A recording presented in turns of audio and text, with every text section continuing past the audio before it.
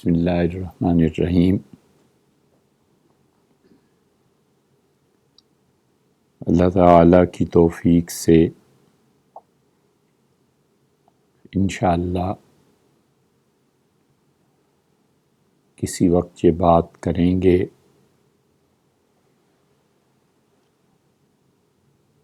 کہ انسانی عقل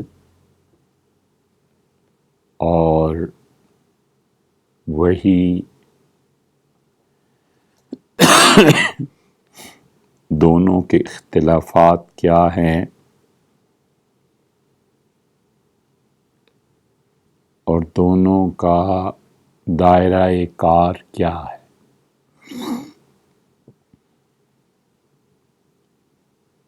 اس موضوع پہ ذرا سی بات کی تھی علامہ اقبال کے حوالے سے، اور خیال یہ تھا کہ اس موضوع کو مزید آگے لے کر چلیں، لیکن پھر بہت سے عوارض پیش آ گئے اور آپ سے گفتگو کا موقع نہیں ہوا۔ علامہ اقبال نے اسرار و رموز بے خودی میں جن چیزوں پر بحث کی ہے ان چیزوں نے متحدہ ہندوستان بر صغیر کو اس زمانے میں ایک مرتبہ تو ہلا کر رکھ دیا تھا۔ علامہ پہ کفر کے فتوے بھی لگے، ان کے دیرینہ ہمدم اور دوست جن دونوں کو ایک دوسرے سے بہت تعلق تھا، حسن نظامی، حضرت نظام الدین اولیاء رحمۃ اللہ علیہ کے سجادہ نشین، جو اپنے وقت میں بہت طاقتور آواز تھی، اور علامہ اقبال نے تمنا کی کہ کاش مجھے خواجہ حسن نظامی کی طرح اردو لکھنی آتی، اتنی مؤثر قوت تھی۔ اب ہم خواجہ حسن نظامی کی طرف نہ چلے جائیں، انہوں نے 8 سوالات پر مشتمل ایک سوال نامہ لکھا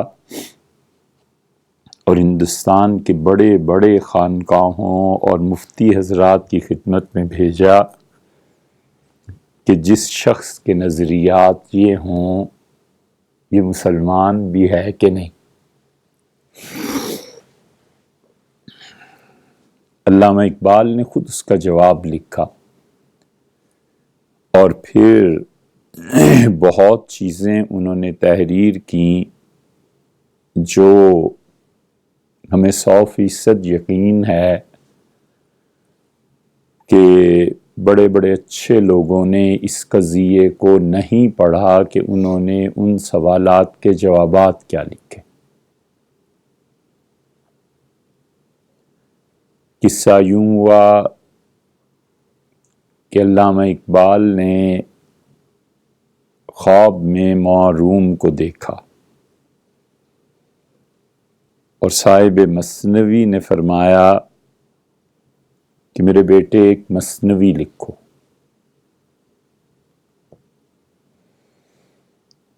علامہ نے حیرت کا اظہار کیا اور کہا کہ آپ خود صاحب مثنوی، اور آپ کی مثنوی کے بعد کیا چیز لکھی جائے؟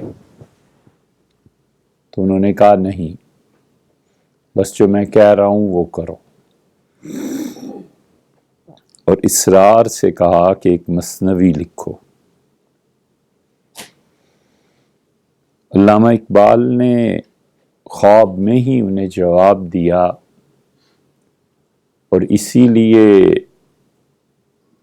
انہوں نے اردو ایک مضمون لکھا، علامہ نے اپنے کفر کے نظریات کی تردید میں، کہ میرا یہ نظریہ نہیں ہے، اور سمجھنے میں غلط فہمی ہوئی ہے۔ وہ تو اللہ کا شکر ہے کہ اس وقت کے علماء جو ان کے معاصرین تھے، کئی ایک جہاں دیدہ اور بہت پڑھے لکھے لوگ تھے، وہ اس بحث میں الجھے بغیر نکل گئے، اور انہوں نے کہا بالکل کفر اور اسلام کا کوئی جھگڑا نہیں۔ علامہ نے نظریات پیش کیے،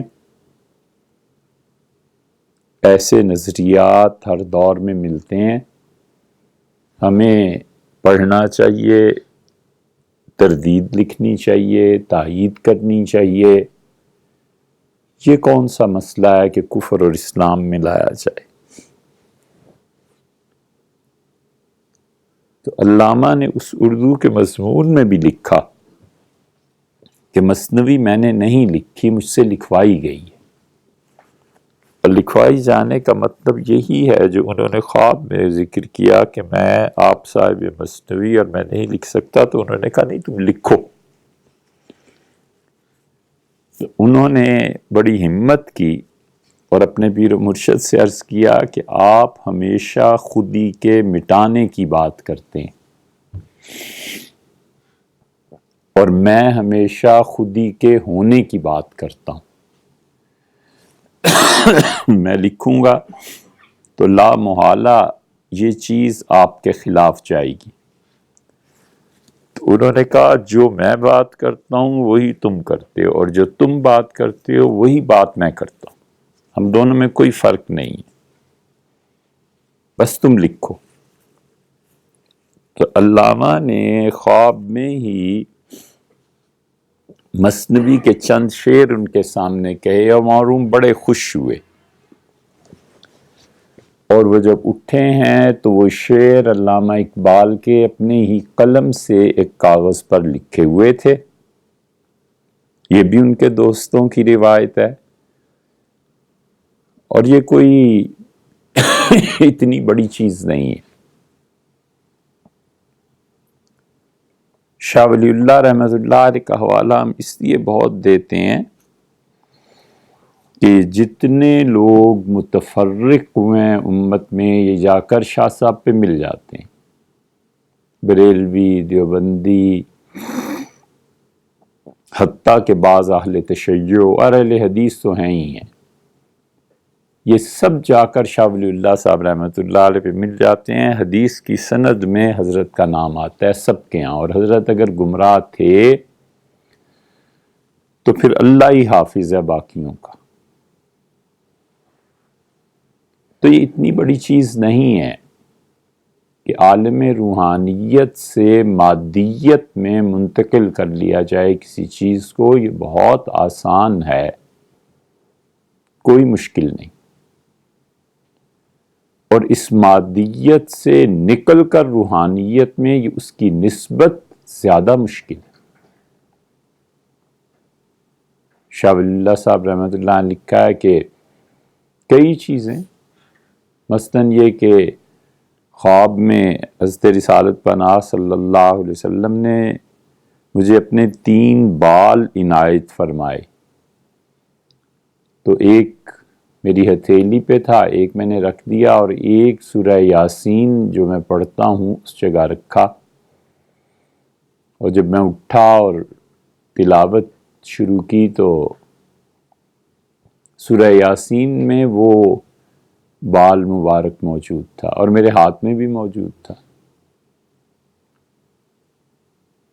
حضرت شاہ ولی اللہ صاحب رحمۃ اللہ تو بہت بڑے اور دور کے اور بڑے صاحب علم ہیں۔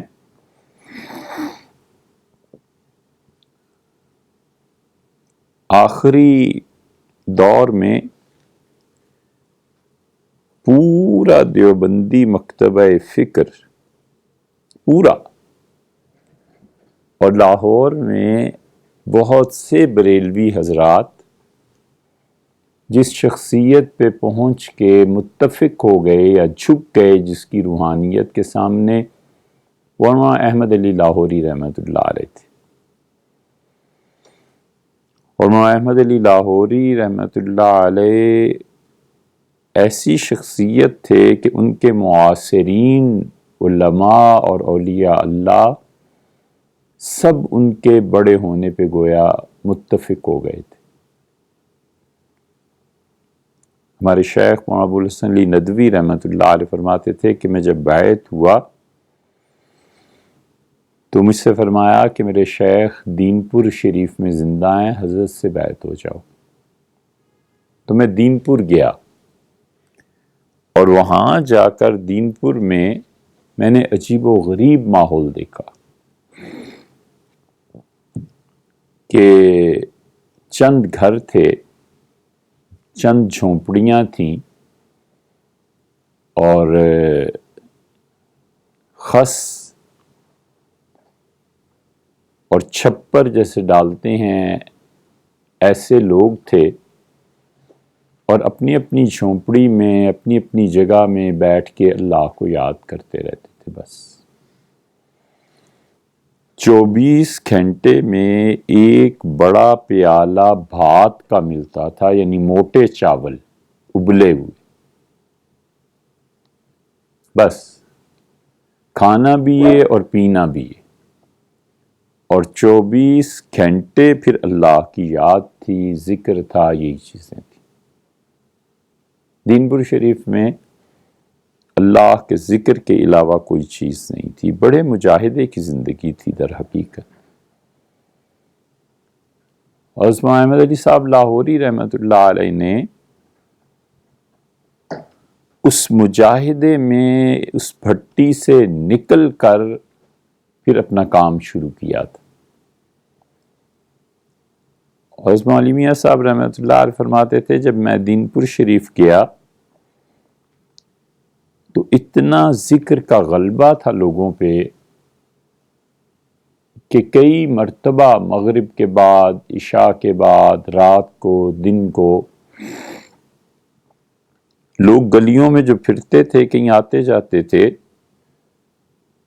تو بجائے سلام کرنے کے ایک دوسرے کو اتنے مغلوب الحال تھے ذکر میں کہ ایک اپنا ہاتھ اٹھاتا تھا اور کہتا تھا الا اللہ، دوسرا بھی راستے میں گزر رہا ہے تو وہ بھی ہاتھ اٹھا کے کہتا ہے الا اللہ۔ اور فرماتے تھے کہ اس مجاہدے کی زندگی میں بہت کچھ تھا۔ تو مولانا احمد علی صاحب لاہوری رحمۃ اللہ علیہ ایسی ہستی ہو گئے تھے کہ جس پہ بڑے بڑے دیوبند کے اکابر بلکہ سب کے سب ان کی ولایت پہ متفق تھے۔ تو حضرت فرمایا، میں نے عرض کیا بیعت کا، تو فرمایا کہ دین پور شریف حضرت زندہ ہیں، بیعت وہاں سے ہو، تو میں وہاں سے بیعت ہوا۔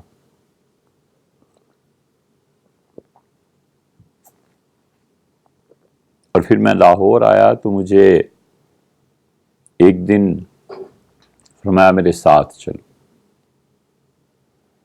ٹانگے پہ بیٹھے بادشاہی مسجد پہنچے، اور وہاں جو منتظمین تھے ان سے کہا کہ یہ لکھنؤ سے آئے ہیں علی میاں، انہیں ایک حجرہ دے دو۔ تو ایک حجرہ مجھے دیا گیا، تو میرے جیسا لکھنے پڑھنے کا آدمی فرمایا اس حجرے میں رہنا ہے اور یہ ذکر کرنا ہے، اور کوئی لکھنا پڑھنا کچھ نہیں۔ 40 دن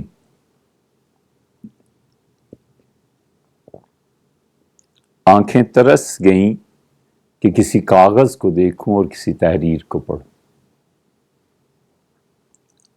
غالباً یہ جو ہما یاراں بہشت اور ہما یاراں دوزخ لکھی ہے، کرن محمد خان کی شاید کتاب ہے۔ وہ کہتا ہے کہ جب انڈیا جیل میں گئے تو لکھنے پڑھنے کے آدمی تھے، ترس گئے کہ کوئی چیز تو شاید لائف بوائے یا کسی صابن کا ایک اشتہار ملا، غنیمت جانا، اور اسی کو بار بار پڑھتا تھا کہ پڑھنے کو کچھ تو ملا۔ تو حضرت مولانا میاں صاحب رحمۃ اللہ سے لوگوں کے لیے تو سانس کی طرح تھی تعلیم. فرماتے تھے حضرت نے مجھ سے 40 دن وہاں ذکر کروایا، پھر تشریف لائے اور مجھ سے کہا میں نے تمہارے لیے دعائیں مانگی ہیں اور مجھے بتایا گیا ہے کہ میری دعائیں تمہارے حق میں قبول ہوئی ہیں، اور کوئی وقت آئے گا پوری دنیا میں تمہارا نام گونجے گا اور پوری دنیا میں تم اپنی حیثیت سے واحد آدمی ہوگے جس پہ اللہ کا اتنا فضل بعض معاملات میں ہوگا. خیر، یہ سلسلہ قادریہ راشدیہ ہے. سندھ کے اکثر مشائخ راشدیہ سلسلے میں، اور 5 واسطوں سے دین پور کا یہ سلسلہ شیخ عبد القادر جیلانی رحمۃ اللہ علیہ پہ جا ملتا ہے. اور اصحاب نظر جانتے ہیں کہ جیسے بڑے حضرات کی اپنے سلاسل پہ بڑی قوی نظر اور چھاپ اور توجہ ہوتی ہے، حضرت شیخ عبد القادر جیلانی رحمۃ اللہ علیہ کی اب تک اپنی اس شاخ اور اس سلسلے کی اس حصے اور کڑی پر بڑی گہری نظر ہے. یہ پیر پگاڑا اور یہ سب لوگ اسی سلسلے کے. محمد علی صاحب لاہوری رحمۃ اللہ علیہ پر جو نمبر چھپا ان کی وفات کے بہت بعد،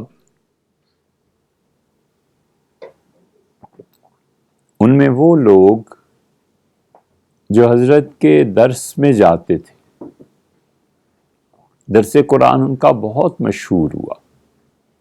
ایک ان کی ہفتہ وار مجلس ذکر اور ایک ان کا درس قرآن، دونوں کمال کی چیزیں تھیں. بڑی بڑی دنیا وہاں جاتی تھی اور بڑے زور و شور سے جہر سے مشائخ کے تمام آداب رکھتے ہوئے بہت قوت کے ساتھ سلسلہ قادریہ کا ذکر بالجہر کرتے تھے. اور درس قرآن میں ان کا درس ایک وہ مشہور ہو گیا تھا لاہور میں، اور ایک مولوی دیدار صاحب تھے ان کا درس مشہور ہوا، مگر وہ بریلوی مکتبہ فکر کے تھے اور علمی سطح پہ بات کرتے تھے، اس لیے وہ رنگ نہ جمع، کیونکہ عام عوام کو علمی مباحث سے کم غرض ہوتی. لیکن محمد علی صاحب لاہوری رحمۃ اللہ علیہ کے متعلق بڑے بڑے لوگوں نے یہ لکھا ہے کہ درس دیتے دیتے وہ اچانک کہیں اور پہنچ جاتے تھے، کچھ بات کرتے تھے کہیں، پھر ان پر وہ کیفیت ختم ہو جاتی تھی، پھر وہ شروع کرتے تھے کہ اچھا میں یہ کہہ رہا تھا، پھر پیچھے جو کچھ کہہ چکے ہوتے تھے اس کو ریوائز کر کے پھر آگے چلتے تھے. تو کسی نے پوچھا کہ حضرت یہ کیا ہوتا ہے؟ تو اسے نہیں بتایا. پھر کسی اور نے پوچھا زیادہ اصرار سے، جو کسی حد تک واقف خانہ اور واقف دروں تھا، تو اس سے فرمایا کہ یک بیک اس عالم سے واسطہ کٹ جاتا ہے، اور میرے شیخ حضرت دین پوری رحمۃ اللہ علیہ کی روح مبارکہ آتی ہے یا ان کے ساتھ رابطہ جڑ جاتا ہے، اور پھر میں حضرت مجھ سے فرماتے ہیں کہ اچھا یہ بات جو کہہ رہے ہو نا یہ ایسے ہے اور ایسے ہے اور ایسے. میں جب اس دنیا سے باہر آتا ہوں تو پھر مجھے پتہ چلتا ہے کہ اچھا تم لوگ سن رہے ہو، تو پھر میں اس بات کو ریپیٹ کرتا ہوں. اس لیے عالم مادیت سے روحانیت کی طرف منتقل ہو جانا یہ کوئی اتنی بڑی چیز نہیں ہے کہ لوگ اسے اچنبھا سمجھیں. یہ اتنے بڑے بڑے لوگ تھے کہ یہ جھوٹ نہیں بولتے تھے. اگر یہ جھوٹ بولتے ہوتے تو خدا ان کی برکات سلب کر لیتا. اللہ نے فرمایا ہے وَمَنْ أَظْلَمُ مِمَّنِ افْتَرَى عَلَى اللَّهِ الْكَذِبَ، اس سے بڑا ظالم کون ہوگا جو خدا کے معاملے میں جھوٹ بولتا ہے۔ او قال اوحی الیہ، یا وہ یہ کہتا ہے کہ میری طرف وحی آتی ہے۔ تفسیر میں لکھا ہے کہ یہ کہتا ہے کہ الہام ہوتا ہے، مجھے کشف ہوتا ہے، اچھے خواب دیکھتا ہوں۔ وَلَمْ يُوحَ إِلَيْهِ شَيْءٌ، اور اللہ نے کوئی چیز اسے نہیں دکھائی ہوتی۔ ایک تو ہے سچا آدمی، وہ کہتا ہے کہ مجھے نظر آتا ہے، میں اطلاع دیتا ہوں، وہ اطلاع سچی ثابت ہو جھوٹی ایک الگ مسئلہ ہے، لیکن کچھ نہ کچھ سے نظر آتا ہے۔ اور ایک ہے جسے کچھ پتہ نہیں ہے اور وہ اس کا دعویٰ کرتا ہے، تو اللہ کہتا ہے اس سے بڑا ظالم کون ہے، جو لوگوں کو یہ تاثر دے کہ مجھے یہ چیز بتائی گئی ہے وَلَمْ يُوحَ إِلَيْهِ شَيْءٌ، اور اسے کوئی چیز نہیں بتائی گئی۔ تو جو لوگ ایسے کرتے ہیں اللہ تعالیٰ انہیں ان کی زندگی میں بھی رسوا کر دیتا ہے، اور سلسلہ چلنا اور اللہ کے اچھے بندوں کا انہیں نیک الفاظ سے یاد کرنا یہ تو بھول ہی جانا چاہیے۔ تو اس لیے علامہ اقبال کی بات ہو رہی تھی کہ انہوں نے کہا معروم سے کہ حضرت پیر و مرشد آپ مجھے مثنوی لکھنے کا فرما رہے ہیں، صاحب مثنوی تو آپ خود ہیں۔ انہوں نے کہا نہیں لکھو۔ انہوں نے کہا کہ میں کیسے لکھوں، آپ ہمیشہ خودی کی نفی کرتے ہیں اور میں خودی کی تعلیم دیتا ہوں۔ معروم کی خودی کی نفی کرنا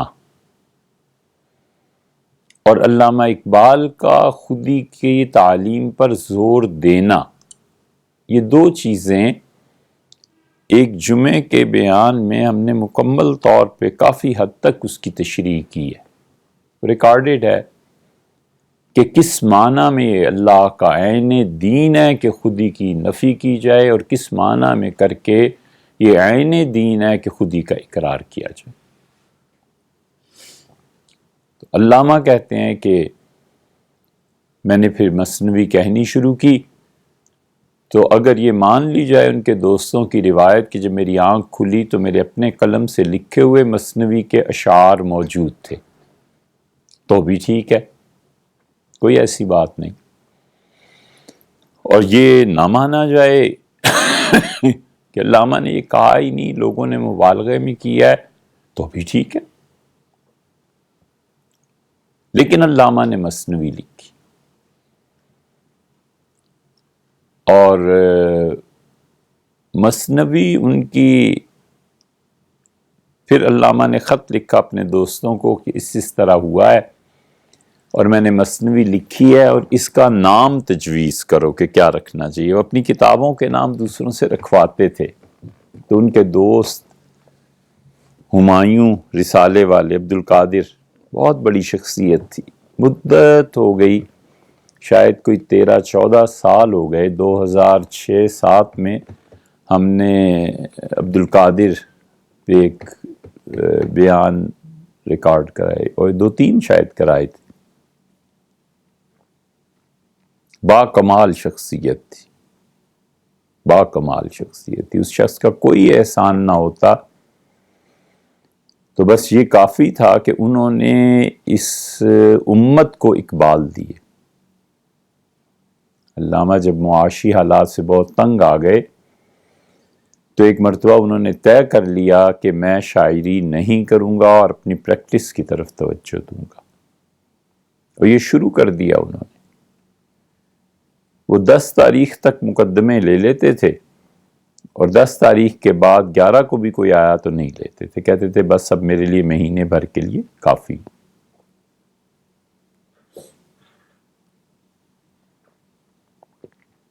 جب نئی چیزیں لکھنا انہوں نے چھوڑی اور آنا بند ہو گئیں،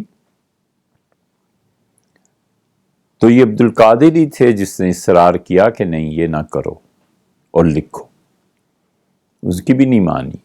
عبد القادر نے کہا اچھا، بڑی عقل مندی اور دانش مندی سے بات ان کی، انہوں نے کہا اچھا آ جاؤ، چلتے ہیں ڈاکٹر آرنلڈ، دونوں نے فلسفہ انہی سے پڑھا تھا، تو وہ لے کے گئے تھے علامہ کو، اور آرنلڈ نے کہا کہ اگر تم شاعری نہیں کرو گے تو بڑا ظلم کرو گے اپنی قوم، یہ نہ کرو، شاعری کرو، جو معاش کی چیزیں ہیں یہ حل ہوتی رہتی ہیں، لیکن تم اتنا کام کر سکتے ہو اس قوم کے لیے کہ تمہارا مقابل کوئی نہیں ہوگا، تم کام کرو۔ تو عبد القادر نے علامہ اقبال کو شاعری پہ دوبارہ لائے۔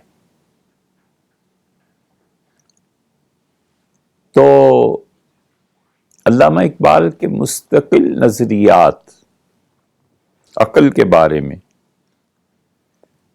پھر عقیدے کا تنہا کافی ہونا یا نہ ہونا، بہت بڑی بات ہے کہ عقیدہ دنیا میں کبھی بھی کسی قوم کی عروج اور زوال کا باعث مطلقاً عقیدہ نہیں بنتا۔ یہ جملہ کفر کا کہ صرف عقیدہ کسی بھی قوم کو عروج اور زوال سے آشنا نہیں کرتا۔ ہاں، عقیدے میں اتنی جان ہو کہ وہ قوت عمل کا دار و مدار عقیدے پر ہو تو پھر تاریخ اپنے آپ کو بدلتی ہے۔ کہ ہم تشریح کر رہے ہیں، علامہ اقبال کے الفاظ یہ نہیں، اور آسان مثال ہے کہ لا الہ الا اللہ اور نعرہ تکبیر اور اللہ اکبر اور یہ چیزیں کہاں کشمیر کو آزاد کر سکتی ہیں؟ 10 کروڑ آدمی بھی کھڑا ہو کے زنجیر بنائے اور اتنے سے اتنے بجے تک ہڑتال ہے اور چپ رہو اور ساری قوم کھڑی ہو جائے گی، یہ بچوں کے کھیل اور یہ بچوں کے تماشے، یہ کوئی کشمیر کو آزاد کر سکتے ہیں؟ لا الہ الا اللہ محض پڑھ دینے سے کشمیر تباہ ہو جائے گا؟ وہ جو حضور اقدس صلی اللہ علیہ وسلم نے سیدنا مسیح علیہ السلام کے آنے پہ قلعوں کی فتح کا ذکر کیا ہے، وہ عین حالت اضطرار ہے، جب کوئی ہے ہی نہیں تب یہ باتیں ہوئی ہیں، اور وہ بھی معجزانہ طور پہ۔ اور یہی لا الہ الا اللہ کی قوت اگر عمل پر لے آئے اور حقیقت میں دل سے موت کی ہیبت نکل جائے تو پھر ہوتا ہے عقیدہ جو عروج اور زوال پر اثر انداز ہوتا ہے۔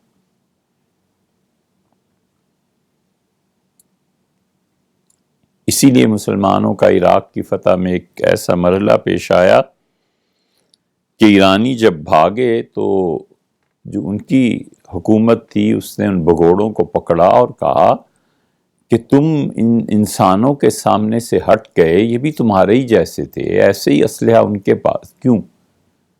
تو انہوں نے کہا انسانوں سے مقابلہ نہیں تھا، یہ تو دیو تھے، جن تھے جن سے مقابلہ تھا۔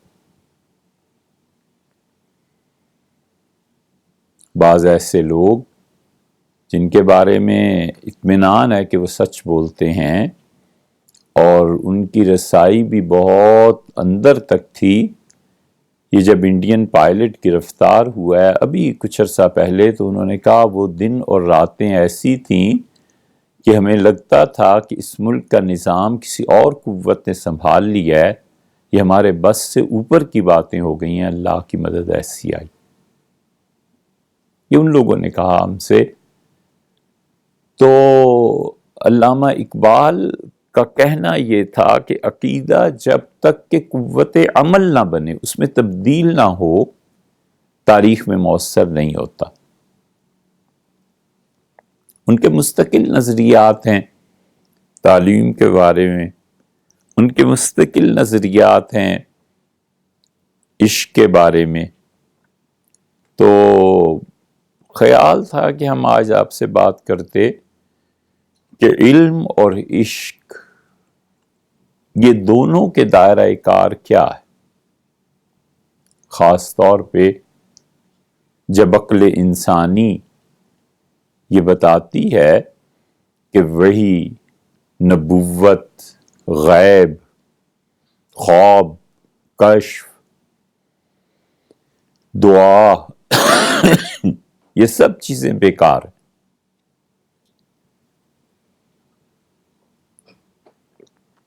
اور کیل ٹھونک دی آخری انہوں نے، جس نے دنیا بھر کو تباہی سے روشناس کیا، ہیوم نے اور ان لوگوں نے، اور انہوں نے کہا کہ میٹا فزکس کی بنیاد پر کوئی علم حاصل نہیں ہوتا۔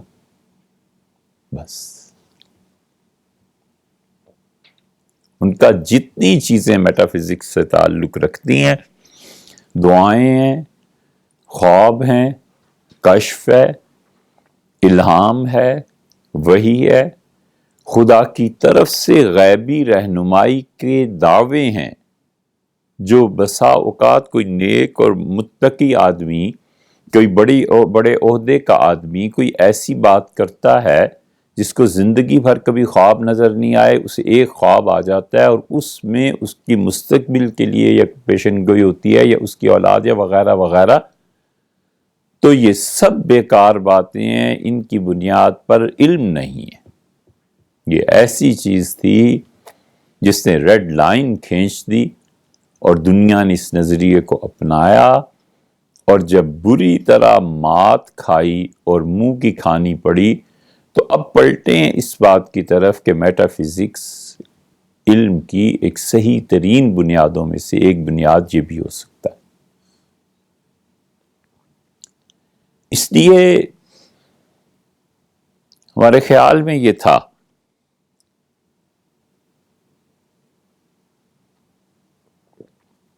پھر دو چیزیں ایسی پیش آئیں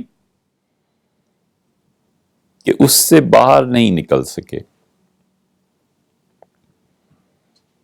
ایک تو دلچسپی لے کے دیکھا، یہ سرخوں کا جو جلوس نکلا تھا ابھی کچھ عرصہ پہلے،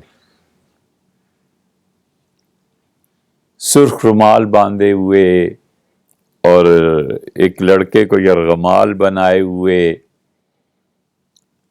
معاذ اللہ، استغفر اللہ، ولیعذ باللہ، بہت ہی بیہودہ چیز کے جیسے ایک کتے کی تشبیہ کہ اس کو 3 لڑکیاں کھینچ رہی ہیں، اور پھر ان کے نعرے اور بہت سی پالیسیز کی طرح حکومت کی اس پالیسی میں بھی منافقت۔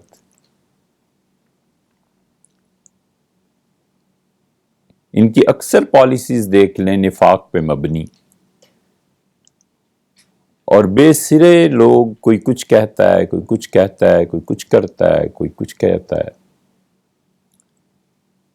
ایک طرف ان کی گرفتاری کے اگلے دن آرڈرز آ گئے کہ انہیں گرفتار کر لیا جائے، یہ غیر ملکی طاقتوں کے اشاروں پہ کام ہو رہے ہیں، اور دوسری طرف وزراء کے بیانات آ گئے کہ ہم اپریشیٹ کرتے ہیں، بہت اچھا ہے، اسٹوڈنٹس یونینز ہونی چاہیے۔ جناب شیخ کے دونوں پہلو ہیں، ادھر بھی اور ادھر بھی، یہ بھی ٹھیک ہے اور یہ بھی ٹھیک ہے۔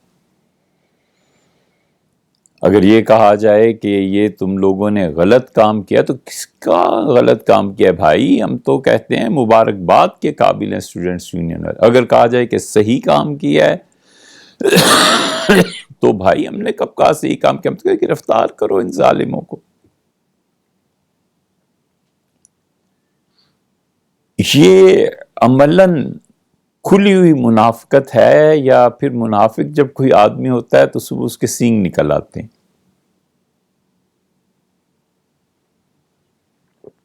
کیا ہوتا ہے؟ اسی لیے وہ اللہ کے بندے، چاہے وہ کافر ہی کیوں نہیں ہوتے تھے، وہ ایک مرتبہ سوچ سمجھ کے پالیسی ڈکلیئر کر دیتے تھے کہ یہ کام ہے، بس بیٹھے رہو، بحثیں کرتے رہو، کچھ کرتے رہو، ہم نے سوچ سمجھ کے یہ فیصلہ کیا ہے اور اس فیصلے کو نافذ ہونا ہے، آپ کے مفادات میں ہے، آپ اچھے پہلو تلاش کرتے ہیں، آپ تعریفیں کریں، کوئی زیادہ خاص فرق نہیں پڑتا. آپ کی مذمت میں ہے، آپ کے نقصانات ہوتے ہیں، آپ اس پہ جو مرضی کہہ لیں، ہم اس کو اب سننے کو تیار نہیں. ہم نے سوچ سمجھ کے فیصلہ کر لیا ہے. ایسے کافر اور ایسے مسلمان دنیا کی تقدیر بدل دیتے تھے. ورلڈ آرڈر کس چیز کا نام ہے؟ ورلڈ آرڈر ان احکامات کا مجموعہ ہوتا ہے جو طاقتور حکمران، طاقتور حکومتیں بھی نہیں، حکومتیں طے کرتی ہیں، اور وہ ایک چیز دے دیتی ہیں کہ تم اس پہ بحث کرو، کچھ کر لو. اب ہماری طرف سے یہ حتمی آرڈر ہے کہ یہ چیز ہونی چاہیے، اس کے علاوہ کوئی چیز نہیں چلے گی. امریکہ کا جو غلبہ ہے اور امریکنز جو ہر جگہ چھائے ہوئے ہیں، اس کی بنیاد ان کی طاقت ہے. وگرنہ نظریاتی اعتبار سے انہوں نے جو ورلڈ آرڈر دیا، اس ورلڈ آرڈر کو چیلنج کون کر سکا؟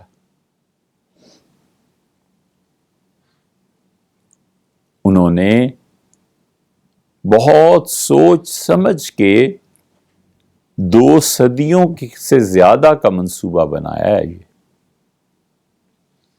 طاقت کا حصول اور طاقت کی بنیاد پر دنیا میں اپنا مخالف فریق نہ رہنے دینا. پہلے دنیا میں پولز تھے نا، کچھ مسلمان ممالک رشیا کے ساتھ تھے، کچھ امریکہ کے ساتھ تھے، کچھ نہ کچھ بیلنس، کوئی نہ کوئی چیز ہوتی رہتی تھی. انہوں نے چنا اور ٹھیک ان کے جو صاحبان علم تھے، انہوں نے پورے منصوبے کے تحت مذہب کو چنا، اور انہوں نے کہا کہ جہاد کے نام پہ ان کو لڑاؤ اور دنیا میں اپنی اپوزیشن کو ختم کرو. اس بھرپور تاریکی میں کیا مولوی اور کیا فقیہ اور کیا بزرگ اور کیا عامی، سب کے سب بہہ گئے، اور افغانستان اور پھر وہ سارا قضیہ ہوا. اتنی بڑی غلطی اس زمانے کی جو تاریخ ساز غلطی تھی، کوئی نہیں بچا. ایک ہمیں جو ملے تو یہ ANP والے تھے، ولی خان گروپ تھا، اور تاریخ شہادت دے گی کہ ان لوگوں نے مخالفت کی تھی. ان لوگوں نے کہا تھا کہ عالمی سطح کی چیزیں ہیں، مت اس میں پڑھو، ہمارا کوئی کردار اس میں نہیں ہے. ہم امریکہ کو اجازت نہیں دے سکتے کہ ان پالیسیز کو یا امپلیمنٹ کرے، اور یا برملا جو آدمی جگہ جگہ ہمارے سامنے اس کی مخالفت کرتے رہے، مولانا احمد سعید رائے پوری صاحب تھے. سعید رائے پوری صاحب جہاں جاتے تھے وہ ہمیشہ اس کی مخالفت کرتے تھے. ہم سے خود کئی مرتبہ انہوں نے بڑے طویل، ماشاءاللہ گفتگو ان کی بڑی طویل ہوتی تھی، وہ ہمیشہ سمجھاتے رہتے تھے کہ یہ روس کی تباہی دنیا کو اور تباہی کی طرف لے جائے گی، یا یہ لوگ تھے یا یہ لوگ تھے.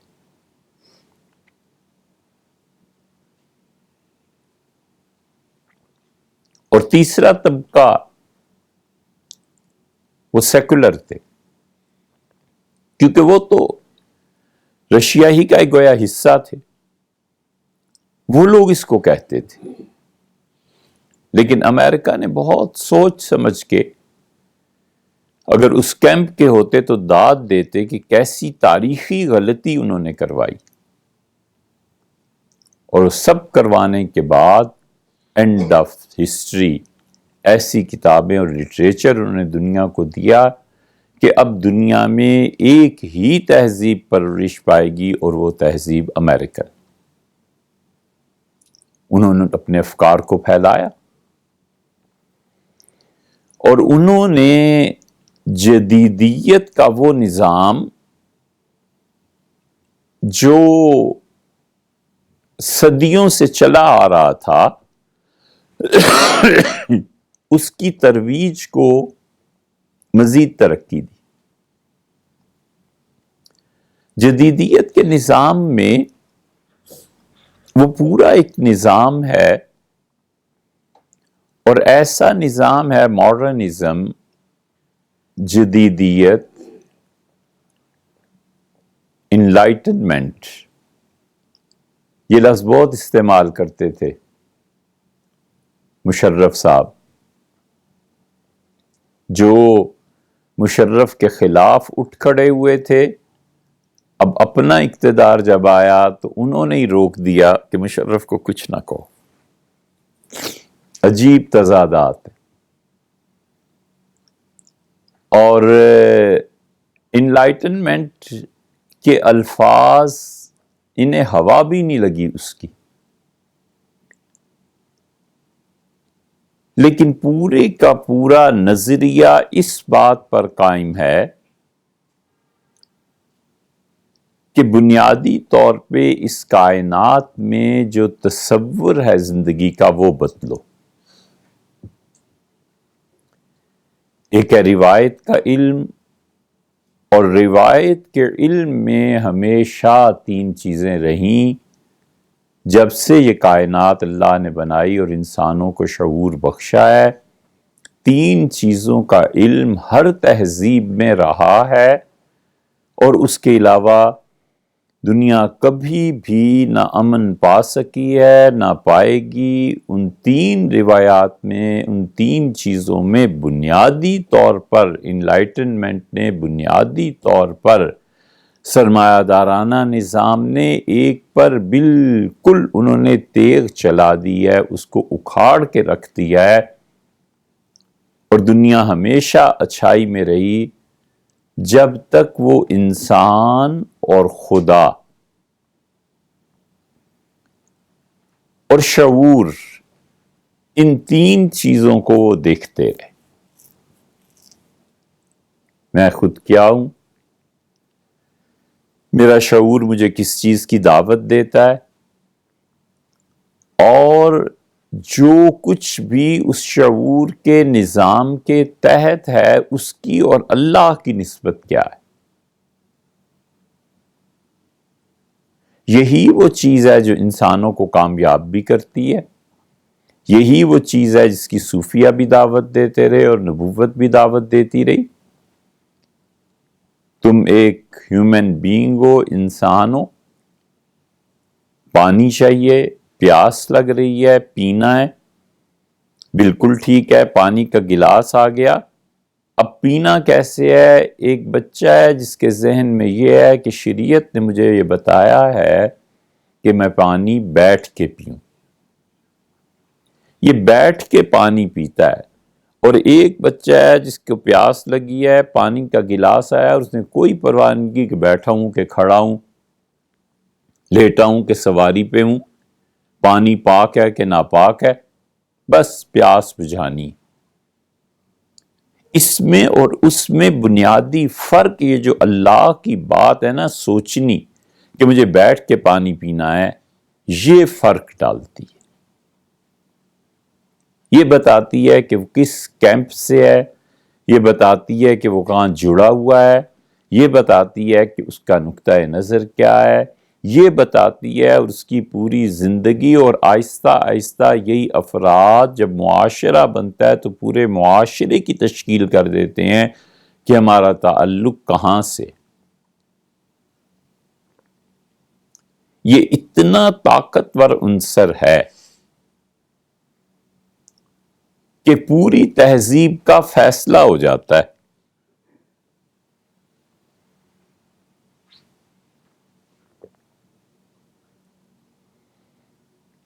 ایک آدمی گاڑی کو غلط پارک کرتا ہے، دوسرا کھڑا ہوتا ہے اور کہتا ہے جناب اس سے ساری ٹریفک متاثر ہوگی، مہربانی کر کے اس گاڑی کو ادھر نہیں ادھر لے جائیے۔ ایک تیسرا آدمی آتا ہے، چوتھا آتا ہے، یا تو وہ دیکھ کے خاموشی سے گزر جاتے ہیں، یا وہ کہتے ہیں کہ بھی تم غلط کہہ رہے ہو، ٹھیک گاڑی پارک کی ہے، آزادی ہے، گراؤنڈ ہے، جس کا جی چاہے پارک کرے، تمہیں کیا لگتا ہے اس سے؟ اور ایک آدمی کہتا ہے کہ جو تمہیں ٹوک رہا ہے یہ ٹھیک کر رہا ہے، ہم اس مجموعی نظام کو بگاڑ لیں گے۔ دیکھیں آپ کی ایک گاڑی کی وجہ سے ساری ٹریفک ڈسٹرب ہو جائے گی۔ 5 منٹ اگر مری روڈ پہ گاڑیاں بلاک ہو گئیں کسی بھی جگہ پہ، تو شام تک یہ 5 منٹ قابو میں آنے کے نہیں، آپ خود احساس کیجیے۔ ہر کوئی اپنا اپنا حصہ ڈال رہا ہے کہ کس تہذیب کا وہ حصہ ہے اور کیا وہ کرنا چاہتا ہے۔ سچائی بولنے پہ، سچ پہ کسی انسان کو مار پڑ رہی ہے اور کوئی اس کا ساتھ دینے کو تیار نہیں ہے، تو اس کا مطلب یہ ہے کہ اللہ ہی حافظ ہے، جہاں سچائی کو لوگ سن بھی نہ سکیں، برداشت بھی نہ کر سکیں۔ اور ایک معاشرہ ایسا ہے جہاں پہ سچائی اتنی زیادہ محسوس ہوتی ہے، اس کی نوعیت ہے کہ ایک آدمی لائن توڑ کے ٹکٹ لینے چلا جائے تو پوری لائن والے چیخنے لگتے ہیں کہ کیا کر رہے ہو، تمہارا نمبر پیچھے ہے۔ زمین آسمان کا فرق پڑ جاتا ہے تہذیب پہ۔ لیکن یہ ان قوموں کی چیزیں ہیں جن قوموں کی بنیادی طور پر تربیت کرنے والے افراد موجود ہوتے ہیں، جن میں لیڈرشپ ہوتی ہے، وہ اپنی پارٹی کی تربیت کرتی ہے، جن میں لیڈرشپ میں شعور ہوتا ہے کہ مجھے اپنی جماعت کا کیا کرنا ہے۔ آپ حضور اقدس صلی اللہ علیہ وسلم کی حیات طیبہ کو دیکھیں تو آپ نے ایک موقع پہ کہا کہ عمر، جو تجویز تم دے رہے ہو نہیں اس پہ عمل ہو سکتا، اور پھر فرمایا کہ دیکھو لوگ ہمارے بارے میں کیا سوچیں گے، لوگ کہیں گے کہ کل تو انہوں نے اپنے دین کو بدلا ہے۔ سیدنا عمر رضی اللہ عنہ نے کسی منافق کے متعلق کہا تھا کہ یہ فتنے اور شر کا باعث ہے، اس کو ختم کر دینا چاہیے۔ اس طرح کی احادیث پہ فقہاء نے باقاعدہ بحث کی ہے، اور انہوں نے اس بات کی اجازت دی ہے کہ کسی بھی دنیا میں اسلامی ملک میں کوئی ایسا شخص پیدا ہو جائے جس کے متعلق کورٹ، قاضی ان کو پورا 100% اطمینان دلا دیا جائے کہ یہ اس ملک کو توڑنے کی سازش ہے اور اس ملک کو تباہ کرنے کے لیے اس نے دشمنوں سے یہ تعلقات قائم کیے ہیں، اس طرح پیسہ لیا ہے، اس طرح اسلحہ لیا ہے، فلاں چیز لی ہے، فلاں چیز لی ہے، اور ملک کو توڑنا کیوں چاہتا ہے، یہ بھی ایک مسئلہ ہے۔ اس کا رائٹ ہونا یا رانگ ہونا، یہ دونوں باتیں محل نظر ہیں۔ وہ کہتا ہے میں ملک کو اس لیے توڑنا چاہتا ہوں کہ میری قوم کو، میرے صوبے کو، میرے لوگوں کو یہاں پر کوئی بھی رائٹس نہیں ملتے، ان کے حقوق سلب کیے جا رہے ہیں، ہم صدیوں سے پسماندہ ہیں، ہمیں اس ملک کے ساتھ نہیں رہنا۔ تو یہ نہیں ہو سکتا کہ کورٹ اٹھ کے کہے کہ اس کو قتل کر دو، یہ نہیں ہو سکتا۔ لیکن اس کے برعکس ہو کہ بھئی جو سارے ملک میں سب کو حقوق مل رہے ہیں، آپ کو بھی وہی مل رہے ہیں، اور اس کے باوجود ملک کو توڑنا ہے، تو اس آدمی کو پھانسی چڑھا دینا یہ شرعاً درست ہے۔ فقہا نے اس پہ بحث کی ہے۔ اس لیے عرض کر رہا ہوں کہ جتنی اس طرح کی احادیث آتی ہیں نا کہ اس آدمی کو مار دیا جائے، اس آدمی کو قتل کر دیا جائے، حضور صلی اللہ علیہ وسلم نے فرمایا اچھا کر دو اور اچھا نہ کرو، وہ پورے ایک قانون کی بنیاد ہیں۔ ایسے نہیں ہے کہ وہاں کوئی قانون نہیں تھا، وہ پوری مستقل دلیل ہے۔ تو اس کیس میں حضرت عمر رضی اللہ عنہ کا اللہ کے رسول اس کو اڑا دیں، یہ ہمیشہ مسلمان معاشرے میں ان چیزوں کا سبب بنتا ہے۔ تو رسول اللہ صلی اللہ علیہ وسلم عمر چھوڑ دے، لوگ ہمارے بارے میں کیا سوچیں گے؟ کہیں گے کہ پہلے تو ہمیں قتل کرتے تھے کہ ہم کافر اور مشرک تھے، اب انہیں دیکھو اپنے کلمہ پڑھنے والوں کو ہی کلمہ پڑھنے والے قتل کر رہے ہیں۔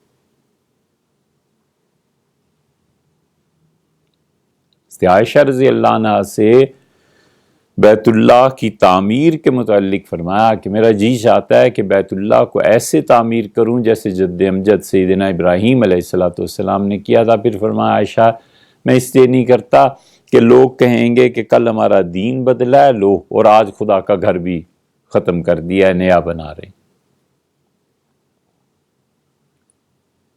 یہ سیاسی شعور ہے۔ سیاست میں آنا نہ آنا ایک الگ معاملہ ہے،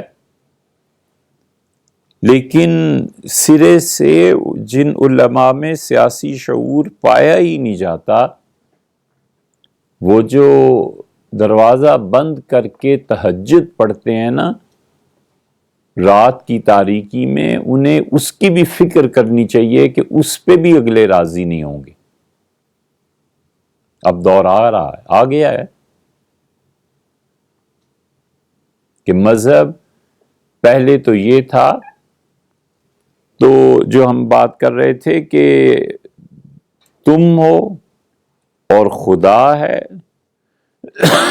اور شعور ہے، ان تینوں چیزوں کا، علم کا، شعور کا، انسان کا اور خدا کا ارتباط تھا۔ اور کیپٹلزم نے، جدید تھیوریز نے سرے سے اس تصور کو بدلا اور انہوں نے کہا تم ہو اور انسان کی عقل ہے، شعور ہے، خدا کا کوئی وجود نہیں۔ بس ہمیں اس سے بحث ہی نہیں کہ خدا کا حکم کیا ہے اور خدا کی ذات کیا ہے۔ خدا کی ذات کو تم مانتے ہو، بے شک مانو، اس کے حکم کو نہیں ماننا۔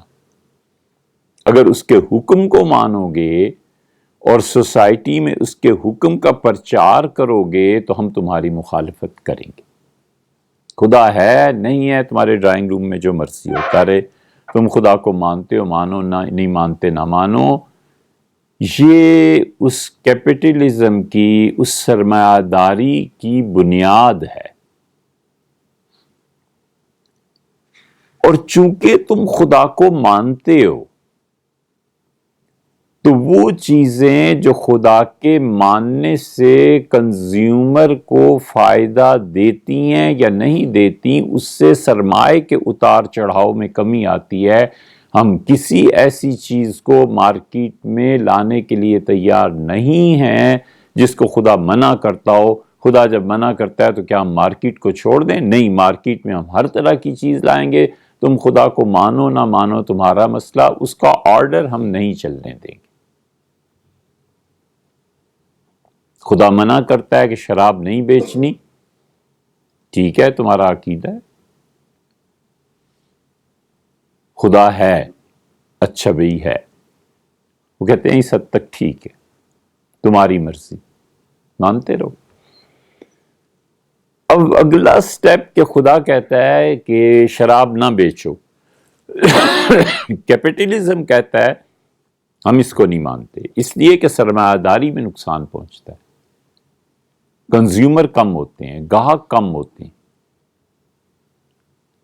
اور اب یہ دور آیا ہے کہ دنیا میں بدترین جبر کا نظام،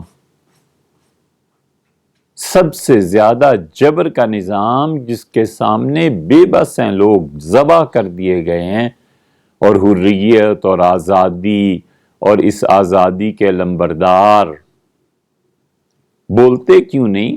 وہ چائنا کا نظام ہے۔ کوئی پارٹی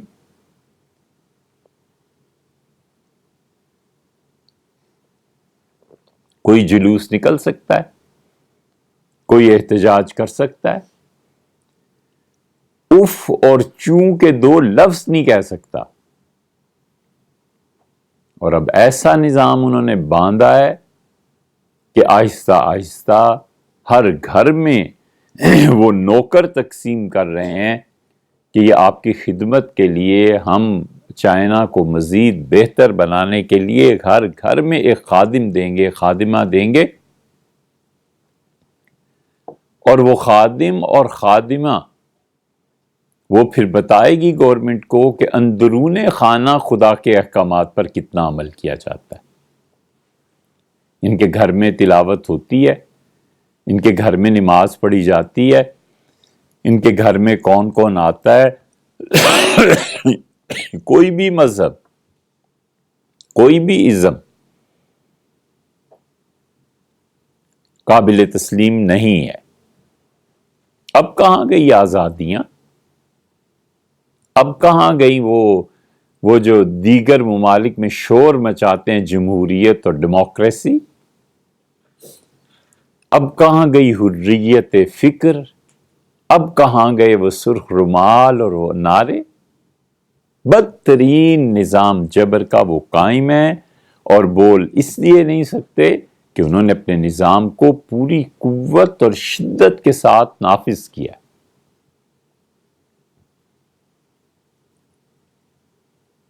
اس لیے یہ جو سرخوں کا جلوس نکلا،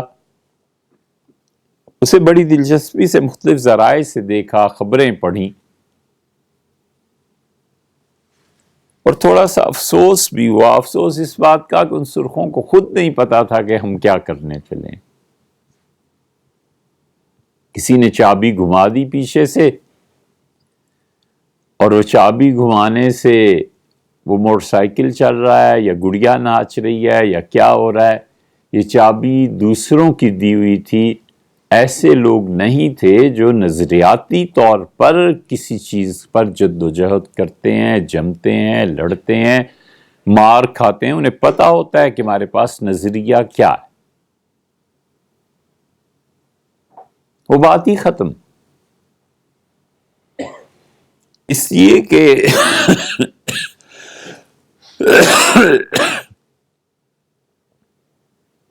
نظریاتی آدمی اور ہوتا ہے۔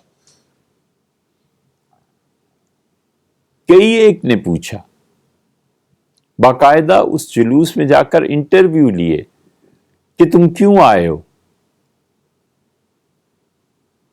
اس لیے جی کہ یونیورسٹیز اور کالجز میں نظام بحال کیا جائے اور یونین کونسلز بنائی جائیں۔ اور کتنوں ہی نے اگلا سوال بھی پوچھا کہ آپ کا نظریہ کیا؟ ان کا اس کا کچھ پتا نہیں۔ کیا نظریہ؟ کچھ پتا نہیں جی، آزادی ہونی چاہیے۔ اے بھیا، کتنی آزادی ہونی چاہیے؟ کون سی آزادی ہونی چاہیے؟ کوئی نظریہ ہو تو پتا ہو نا۔ بس وہ اندھا پن ہے۔ کہتے ہیں کہ حادثہ ہوا اور سارے گاؤں میں جتنے لوگ رہتے تھے، مرد اور عورتیں، ان کی ناک کٹ گئی۔ تو ایک ناک والا وہاں چلا گیا، بیچارہ گزر رہا تھا مسافر۔ سب گاؤں والے اس کا مذاق اڑانے لگے کہ نکو آ گیا ہے، نکو آ گیا ہے، دیکھو ناک والا آ گیا۔ اور جو تمہاری ناک کٹی ہے اس کا افسوس نہیں، اور جو ناک والا سالم الاعضاء ہے وہ برا آدمی۔ نظریاتی لوگ ہوتے تھے، یونیورسٹیز میں، کالجز میں کسی نظریے کے تحت کام کرتے تھے، اور مدت العمر ساری زندگی گزر جاتی تھی اور اس نظریے پر وہ جان دے دیتے تھے۔ وہ لوگ تھے جو قوموں کو بدلنے میں اور جو ملکوں کو بدلنے میں کام کرتے تھے۔ بابا غلام حیدر تھا، یہاں پنڈی میں رہتا تھا۔ بنی سے آگے جائیں تو پل شاہ نظر دیوان ایک جگہ آتی ہے۔ اس سے رائٹ کو آپ ٹرن لیں راجہ بازار کی طرف جاتے ہوئے تو امام بارگاہ آ جاتی ہے، اور لیفٹ کو ٹرن لیں تو گلیوں میں آگے محلے آ جاتے ہیں۔ پرانے قلعے پہ جا کر وہ گلی نکل جاتی ہے۔ وہاں پہ سلمہ ستارہ اور خواتین کے شادی بیاہ کے جوڑے تیار ہوتے تھے ہمیشہ۔ قدیم سے یہ تہذیب وہاں چلی آتی تھی۔ ایک کوٹھڑی میں رہتا تھا بابا، اور سوشلزم کو اور کمیونزم کو جتنا اس نے پڑھا تھا اور عملی زندگی میں اپنایا تھا، بھٹو وزیر اعظم بنا تو اس کے پاؤں میں جا بیٹھا۔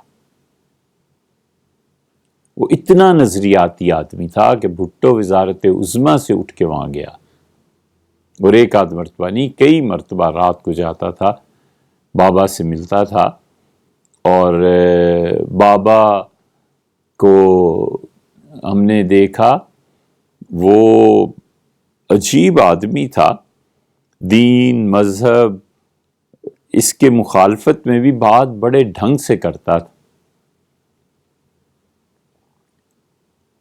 ہم بچے تھے، سمجھاتا تھا بابا کہ دین میں یہ خرابی ہوتی ہے، مذہب ایسا برا ہوتا ہے، بچوں یہ دین جبر کا نظام ہے۔ اب ہمیں خیال آتا ہے کہ وہ زندہ ہوتے تو ہم کہتے ہیں چائنا جبر کا نظام نہیں ہے، اس سے بدترین جبر کہاں ہے۔ باتیں وہ کرتا تھا کہ 200 سال بعد دنیا ایسی ہوگی، 300 سال کے بعد دنیا ایسی ہوگی، اور سرخ ٹوپی پہنتے تھے یہ سارے سرخے، اور عملاً اس کمیونزم اور سوشلزم میں ایسا تھا، جو جاتا تھا، آپ گئے، ہم گئے، بچہ گیا، بڑا گیا، وزیر اعظم گیا یا چپڑاسی گیا، تکیے کے ساتھ ایک دسترخوان ہوتا تھا، اور دسترخوان میں سے روٹی نکالتا تھا، کہتا تھا روٹی کھائی ہے، تو آنے والا کہتا تھا جی کھائی ہے، بس پھر روٹی لپیٹ کے رکھ دیتا تھا، کہتا تھا نہیں کھائی، یا دوپہر ہے یا گھر جا کے کھاؤں گا، تو اچار چٹنی کوئی بھی چیز، آدھی روٹی، کہتا تھا آدھی میں نے کھائی ہے، آدھی تم کھاؤ میرے بھائی، یہ ہر ایک کے ساتھ کرتا تھا۔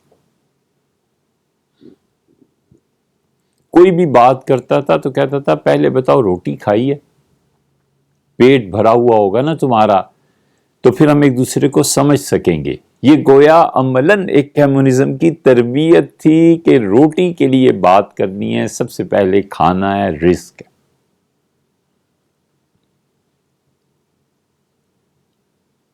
عیدگاہ شریف میں ان کی قبر ہے، کبھی کبھی اب فرصت نہیں ملتی، لیکن کبھی کبھی جانا ہوتا ہے، کہ وہ بندہ ساری زندگی اپنے نظریے پہ قائم رہا اور بہت بڑا پرچارک تھا۔ یہ خورشید حسن میر علی گڑھ کے پڑھے ہوئے تھے، لیکن اکثر و بیشتر وہاں جاتا تھا، بابا بتاتا تھا اس نے کمیونزم کو پڑھا تھا، اور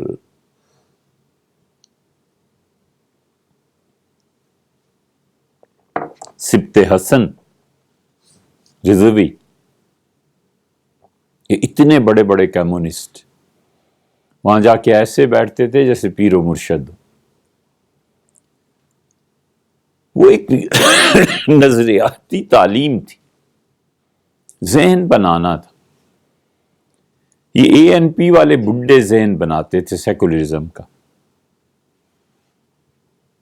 اور یہ اے این پی کے بڈھے، اجمل خٹک گروپ، یہ سارے جب بھی ان سے بات ہوتی تھی مذہب پہ بات کرتے تھے کہ اس کی ضرورت نہیں ہے، قادیانیوں کو جو کافر تم لوگوں نے قرار دیا ہے یہ شک نہیں ہونی چاہیے۔ یہ بھی بنیادی طور پہ کمیونسٹ نا، تو اب بھی ان کا آپ منشور کو پڑھ لیں، اس میں بھی یہی لکھا ہوا ہے ساری چیزیں۔ یہ نظریاتی لوگ، یہ ایک نظریہ ہے کہ انسان ہے اور عقل ہے، اور عقل انسانی ہر زمانے میں بدلتی ہے، جو کچھ تمہاری عقل میں آتا ہے بس اس پہ عمل کرتے رہو، اور عقل کے ساتھ ساتھ تاریخ کے اصول بدلتے ہیں، زوال اور عروج قوموں کا بدلتا ہے، لیکن خدا جس چیز کا نام ہے، وہ پہلے تو یہ کہتے تھے کہ خدا تمہاری نجی زندگی کی چیز ہے، چائنا نے اب جو سسٹم دیا ہے اس کا مطلب یہ ہے کہ اب تمہاری نجی زندگی میں بھی خدا نہیں ہونا چاہیے، تم گھر میں بھی نماز مت پڑھو۔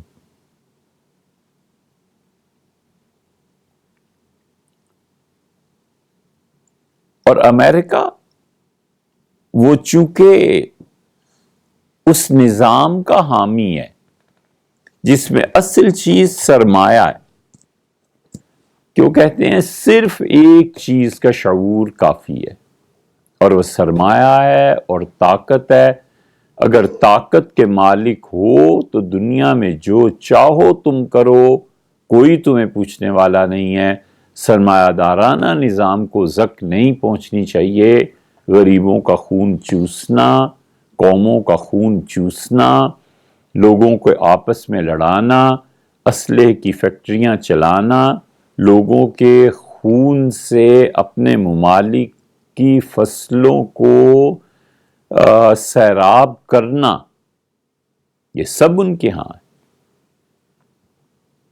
یہ پورا سرمایہ دارانہ نظام ہے کہ سرمایہ داری پہ زد نہیں پڑنی چاہیے۔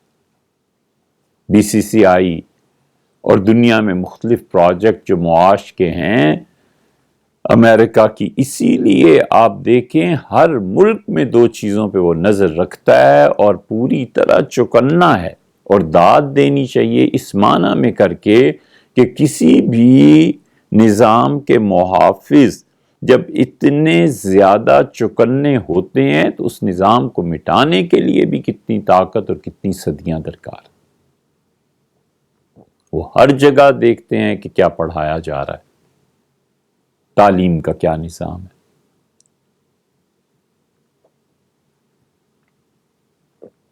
وہ ہر جگہ دیکھتے ہیں کہ تعلیم کے بورڈز کون بنا رہا ہے، بورڈ کا چیئرمین کون بنا ہے۔ اسی لیے اتنا بڑا تاریخی فیصلہ جو مشرف صاحب نے کیا اور افغان پالیسی پہ یو ٹرن لیا، اچھا یا برا یہ بحث آپ خود جانیں، اس میں امریکہ نے جو ٹرم جو شرائط منوائی ہیں ان میں سے ایک یہ تھا کہ آغا خان بورڈ قائم کیا جائے گا۔ ایسے نا جی، اٹامک پاور امریکہ دنیا کا اس وقت ایسا ملک جو یہ کہے کہ میں خدا ہوں اس دنیا کا، تو اس کی بات پہ غور کرنا پڑتا ہے۔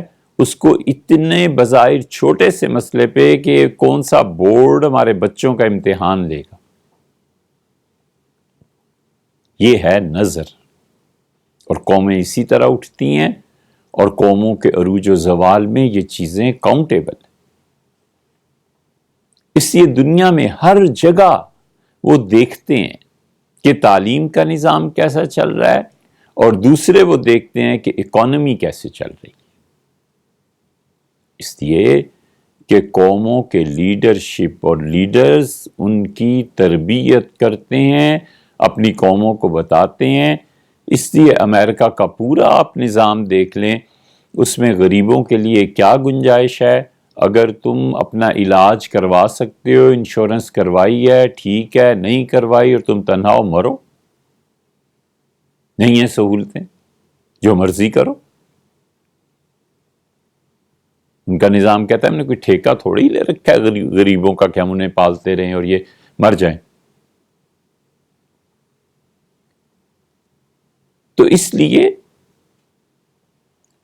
بہت سے المیوں میں سے ایک المیہ یہ بھی ہے کہ یہ جتنے معاشی نظام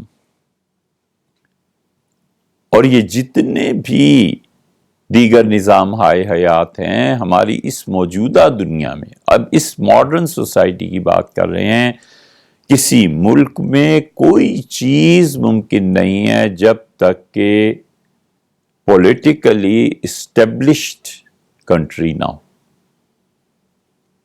جن ممالک میں سیاسی استحکام نہیں ہے اور پولیٹیکلی وہ لوگ اسٹیبلشڈ نہیں ہیں، نہ اسلام لا سکتے ہیں، نہ کفر لا سکتے ہیں، کچھ بھی نہیں۔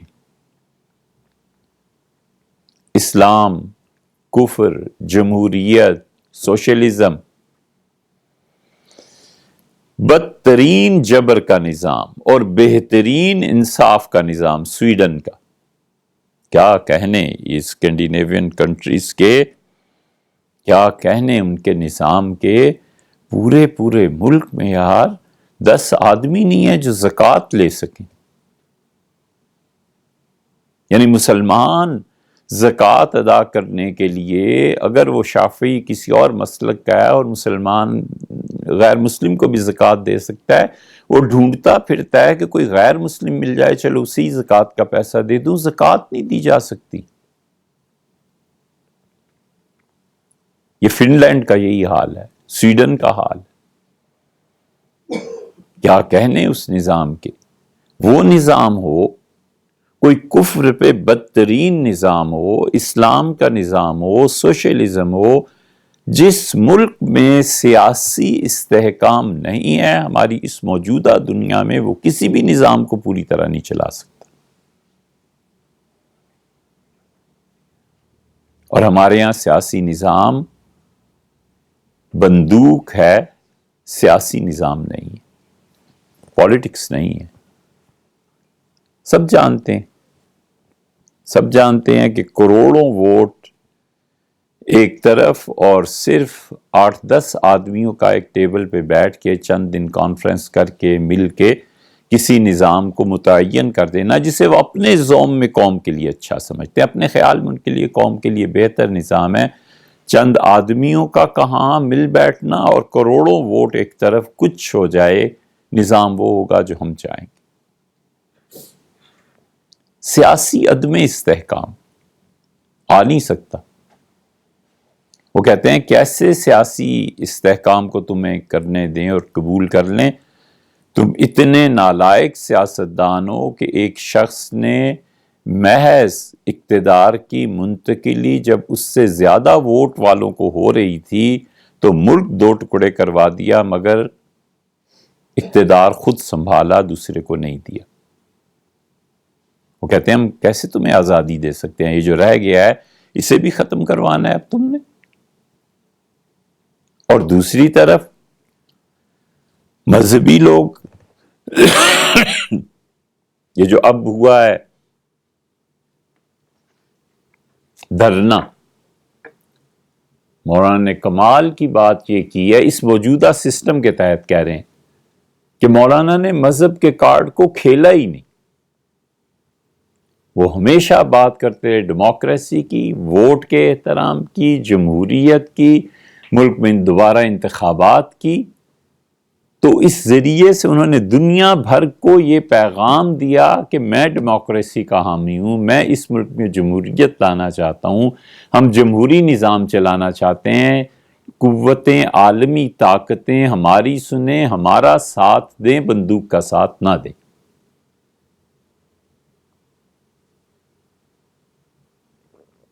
کیونکہ ان کا ہاتھ اس پہ ہے. وہ سمجھ گئے کہ مذہب کا کارڈ اب پٹ چکا، اتنا زیادہ اب نہیں چلتا. اب چلتا ہے تو یہ دنیا کی عالمی طاقتوں میں. یہ الگ بات ہے کہ جمہوریت اتنی اب اسے کیا گالی دیں. سادہ لفظوں میں اس کا نسب ہی کوئی نہیں جمہوریت کا. اس کی ماں بھی سیکولر ہے، اس کا باپ بھی سیکولر. کوئی مذہب نہیں، کوئی نظریہ نہیں، کوئی ماں باپ اس کے نہیں، اور اس کی اولاد بھی سیکولر ہے. تاکہ یہ ڈیموکریسی ایسے نظام کو جنم دے کہ جس میں صرف انسان ہے اور اس کا عقل اور شعور ہے، اور عقل اور شعور کے علاوہ بس پیسہ ہے، اور اس پیسے کے بعد اس میں کوئی تصور دین نہیں. دنیا میں جہاں بھی جمہوریت آئی ہے، ڈیموکریسی آئی ہے، یہ جس کے لیے اتنی زیادہ باتیں کرتے ہیں، اول تو ہمارے ہاں ہے ہی، ظاہر ہے کہ اول کیا ہے ہی نہیں. اور فرض کر لو ایک لمحے کے لیے کبھی آ بھی جائے، تو جس دن جمہوریت کو چھوڑ دیا جائے کہ عوام اپنے ووٹ کا آزادانہ استعمال کریں گے اور جو چاہیں گے اس کو ووٹ دیں گے، تو یہ نسل نہیں تو اگلی نسل میں اکھڑے گا سب سے پہلا خیمہ مذہب کا، کہ مذہبی رہنما ان کی کوئی گنجائش نہیں ہے، ہم نہیں مانتے.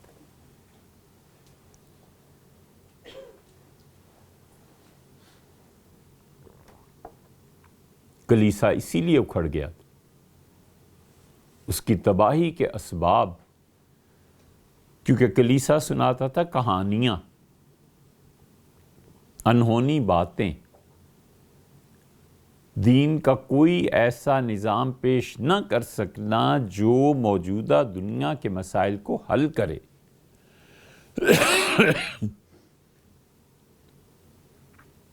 سرمایہ داری کو تقویت، یہ سب سیکولرزم اس میں کلیسا میں تھا، اور پورے طرح کا مذہبی جبر قائم تھا۔ اس مذہبی جبر سے جان چھڑانے کے لیے ان سرمایہ داروں نے جو راہ اختیار کی، جو در حقیقت وہ بھی غلط تھی اور جس کے خلاف پھر ریولیوشن ہوا، وہ عقلی جبر تھا۔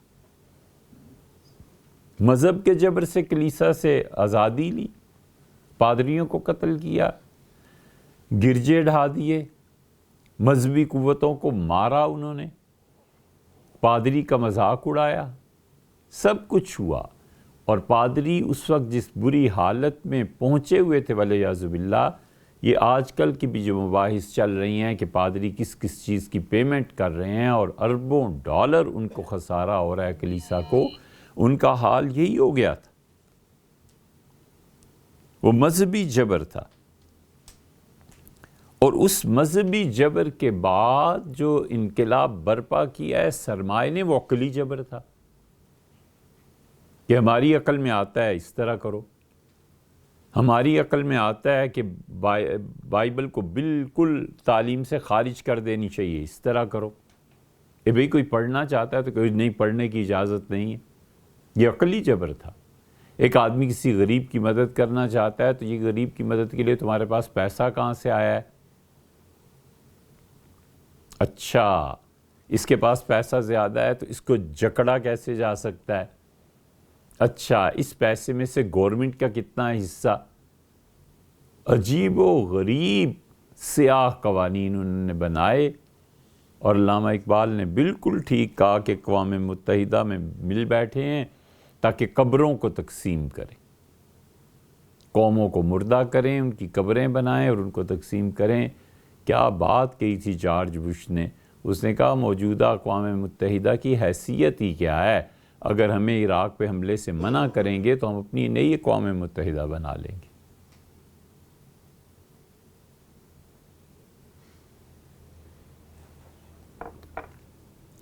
روم کی بات یاد آتی ہے، قصہ ہے نا، سنانا نہیں قصہ پورا، مگر وہ مثنوی میں آیا ہے نا کہ تینوں کو بھوک لگی ہوئی تھی اور گھاس کا گٹھا تھا، تو طے یہ ہوا کہ جو سب سے زیادہ قدیم ہے وہ اس کو کھائے گا۔ تو بیل سے پوچھا اور دمبے بکرے سے پوچھا اور اونٹ بھی تھا، اونٹ نے کہا ہاں بھی تمہاری عمر کتنی ہے؟ تو اس نے کہا حضرت آدم علیہ السلام جب دنیا میں آئے تھے تو جس بیل نے پہلی مرتبہ کھیت سیراب کیا اور چلایا اور اس سے ہل میں جوتا، وہ جو بیل تھا وہ اور میں دونوں ہم عمر ہیں۔ تو اونٹ نے پھر پوچھا اس سے دمبے سے کہ تو، اس نے کہا حضرت اسماعیل علیہ السلام کے ذبح کے لیے جو آیا تھا وہ میرے ہی بھائی تھا۔ یہ کہہ کے اونٹ نے گٹھا اٹھا لیا اور اس نے کہا تم خود فیصلہ کرو کون پہلے کون بعد میں، دنیا میں طاقت ہے اور حکمرانی ہے، میرے جیسا طاقتور تم دونوں میں سے کوئی نہیں۔ تو بش نے یہی کیا، اس نے کہا اقوام متحدہ ہم نہیں بنا لیں۔ اس لیے ہمیشہ یہ جمہوریت، یہ ڈیموکریسی سیکولرزم کو جنم دیتی ہے، دین کے تصور کو ختم کرتی ہے، اور دین کے تصور کو اس حد تک ختم کرتی ہے کہ اب چائنا آیا ہے اس مرحلے میں کہ نجی زندگی میں بھی دین باقی نہ رہے، کیونکہ وہ کہتے ہیں کہ یہ پودا پھر پھوٹے گا۔ اور چائنا نے بالکل اس سے شاید سبق نہیں سیکھا ان کے مفکرین نے کہ عصمت نونو کو پڑھتے ترکوں کو، اور اس نے کہا کہ ہم نے 60 سال محنت کی ترک قوم پہ، اور کلمہ تک بدلا، آذان تک بدلی، اور ترکی میں لوکل لینگویج میں نماز کر دی اور سب کچھ کر دیا، اور مرنے سے پہلے اس نے لکھا، اس نے کہا اور میں مرنے سے پہلے اب جب دیکھتا ہوں پتھر اٹھا کے تو نیچے سے پھر وہی قوم الاسلام کی ترکی میں پھوٹ رہی۔ 60 سال کی محنت کچھ نہیں کر سکتی، اور یہ محنت اب جو انہوں نے شروع کی ہے اس میں جان ہے۔ اس لیے چائنا والے کہتے ہیں سرے سے اس پودے کو لگنا ہی نہیں۔ اور تیسری چیز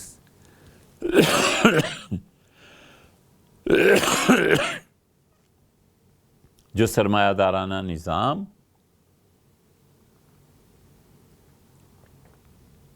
اور ڈیموکریسی مل کے پیدا کرتی ہیں۔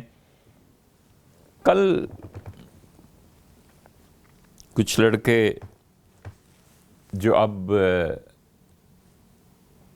ایم اے سے ایم فل سے فارغ ہو کے بالکل نئے ابھی تدریس کی زندگی کا آغاز کیا ہے، انہوں نے پڑھانا شروع کیا ہے اور میدان میں اترے ہیں، اور ڈاکٹریٹ میں بھی دوسری طرف داخلہ لیا ہے، وہ آئے تو وہ کچھ 1.25 گھنٹے کے قریب بیٹھے رہے، ہم سنتے رہے ان کی،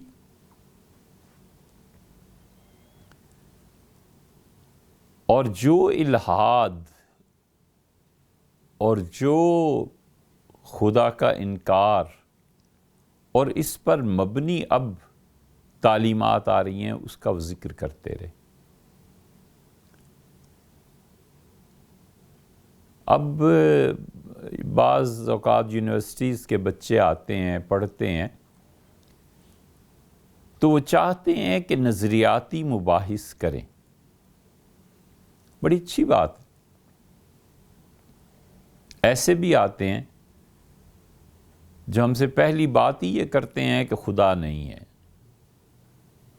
ہاتھ جو خدا کا واسطہ جی آپ دین کی بات نہ کیجیے گا، ہم آئے ہیں آپ سے اپنی بات کرنے۔ ایک صاحب آئے کہنے لگے انسانوں کی بات کریں، انسانوں کے لیے آیا ہوں، ایسے نہ ہو کہ آپ خدا کی بات کریں تو پھر میں اٹھ جاؤں۔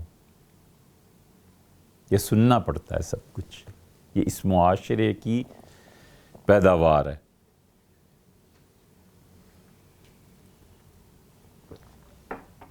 یہ سرمایہ دارانہ نظام کا تیسرا نتیجہ اس کا یہ نکلتا ہے، جمہوریت اور ڈیموکریسی کا،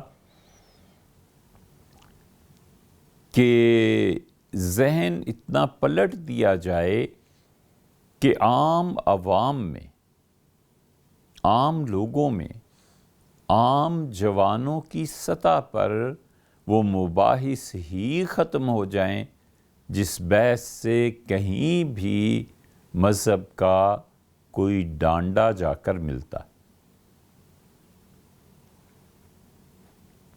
جس جہاد پہ اتنا زور و شور اور 20-25 سال پوری نسل کھپا دی اور گم کر دی، اب کہیں جا کر دیکھیں جہاد کے ٹاپک پہ کوئی ڈسکس کرتا ہے؟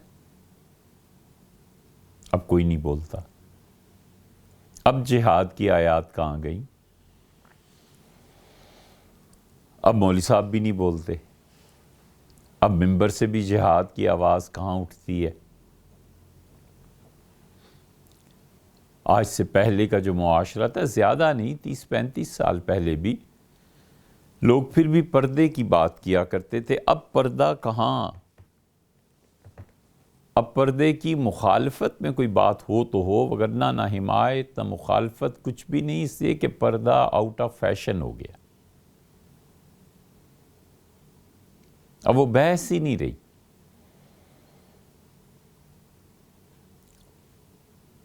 دعا کے لیے لوگ کہا کرتے تھے،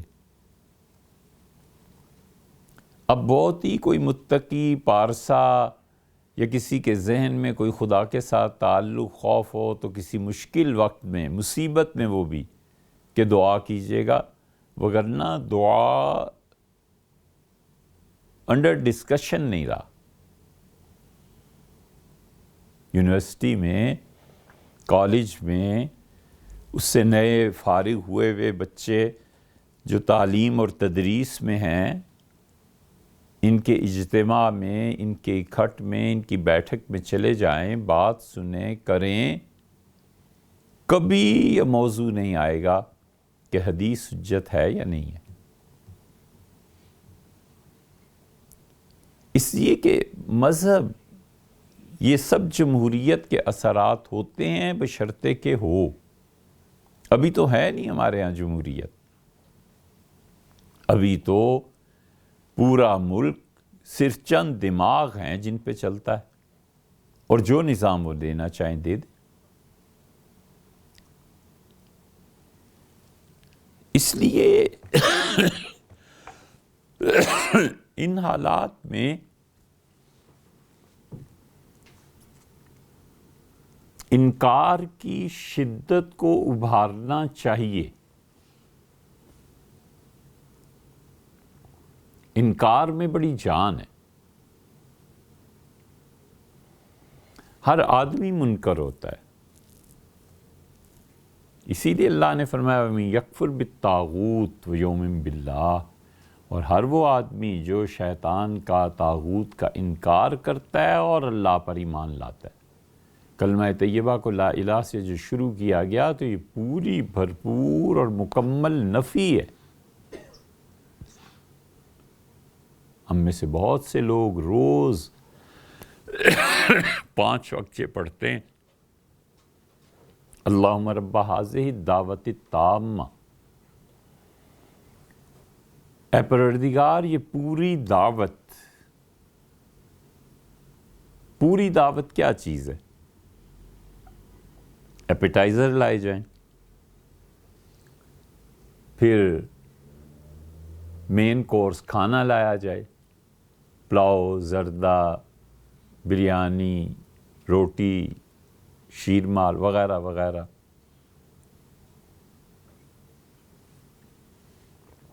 پھر پھل لائیں، پھر گرین ٹی لائیں،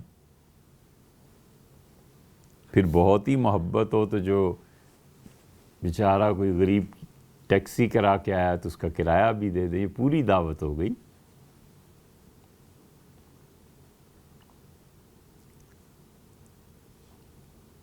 حضرت تھانوی رحمۃ اللہ نے فرمایا کہ دعوت کی 3 قسمیں۔ ایک قسم یہ ہے سب سے چھوٹی چیز کے گھر بلا کے کھلا دو، اس سے بہتر یہ ہے کہ پکا کے ان کے گھر بھیج دو، جیسے چاہیں جب چاہیں کھائیں۔ اور اس سے بھی بڑھیا دعوت یہ ہے کہ جتنے پیسے خرچ کرنے ہیں وہ کیش انہیں دے دو۔ محض منظور نعمانی صاحب رحمۃ اللہ کی خدمت میں حاضر ہوا تو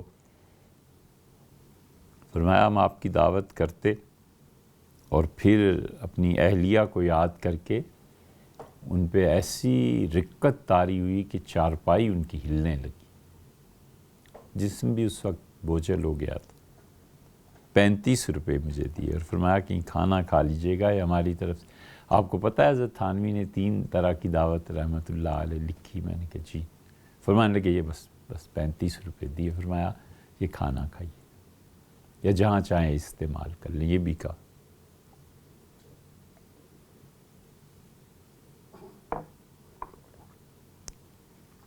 اس لیے اللہ جو کہتا ہے نا کہ رب ھذہ الدعوۃ التامہ، اے پروردگار پوری دعوت کے نتیجے میں، وہ پوری دعوت کیا ہے؟ وہ اللہ کی توحید ہے، لا الہ الا اللہ ہے۔ مؤذن نے بار بار کہا اشہد ان لا الہ الا اللہ، لا الہ الا اللہ۔ یہ پوری دعوت ہے خدا کی توحید کی، کیونکہ اس کے مقابلے میں شرک ہے، اور شرک ناقص ہے۔ ایک خدا تھوڑے ہی ہے، وہ تو پھر جب ایک سے بڑھے تو پھر بڑھے، جتنے بھی کر لیں۔ تو اللہ کی اس پوری توحید کی دعوت والصلاۃ القائمہ، اس کے نتیجے میں کہ میں اس دعوت کا ماننے والا ہوں اور خدا کی توحید پر قائم ہوں، عملی میری زندگی کیا ہے کہ میں اب بندگی کا حق ادا کرنے کے لیے نماز پڑھوں گا۔ یہ تیری دعوت تھی اے خدا، تو نے دی لا الہ الا اللہ کی دعوت، میں نے مان لی، والصلاۃ القائمہ، اور اس کے بعد عملی زندگی میں میں نے اس لا الہ الا اللہ کے تقاضے کے مطابق اب نماز پڑھنی۔ اور یہ دونوں عمل، نظریہ اور عمل، دعوت توحید کی مکمل اور اس کے نتیجے میں یہ اتنا مکمل اور جامع عبادت نماز، یہ نماز خدا کے اس دین میں کچھ بھی نہ ہوتا تو یہ بہت بڑی چیز تھی، بہت بڑی چیز۔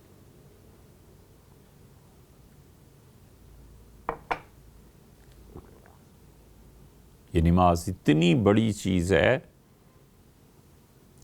کہ بندے اور خدا کے درمیان گویا کہ بس یہ ایک ہی مرحلہ ہے۔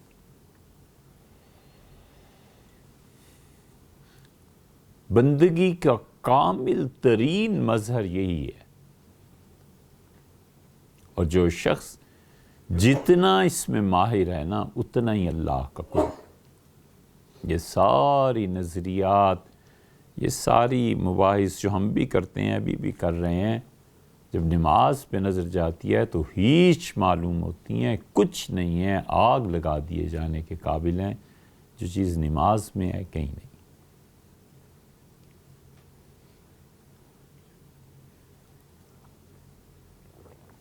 علامہ اقبال نے اسی لیے کہا ہے، عبد چیزیں دیگر، عبد ہو چیزیں دیگر، عبد اور چیز ہے، بندہ ہونا اور بات ہے اور اس کا بندہ ہونا اور بات۔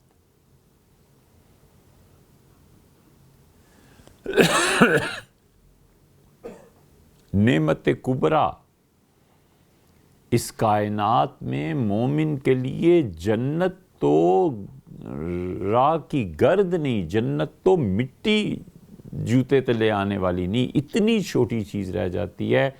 نعمت کبریٰ، یہ جنت اور اس جہنم سے بچاؤ کے بعد سب سے بڑا مقام اللہ کی زیارت ہے، اللہ کی رویت۔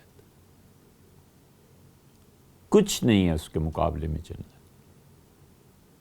اللہ نے خود کہا رضوان من اللہ اکبر، اور لوگوں اللہ کی خوشی ان تمام چیزوں سے کہیں زیادہ آگے کا مقام ہے۔ وہ جو رضوان ہے نا، اللہ کی خوشی، اور اللہ نے فرمایا ہے کہ وہ زیادہ، اور ہم اور بھی دیں گے۔ قرآن میں آیا ہے، اللہ نے کہا جنت وہ تو تمہاری ہوگی، تمہیں وراثت میں ملے گی، تمہارے باپ کی جگہ تھی آدم علیہ السلام، وہ ہم تمہیں دیں گے وہ زیادہ، اور اس سے بھی بڑھ کر دیں گے۔ وہ جو زیادہ ہے نا، اس کے مقابلے میں جنت کچھ نہیں۔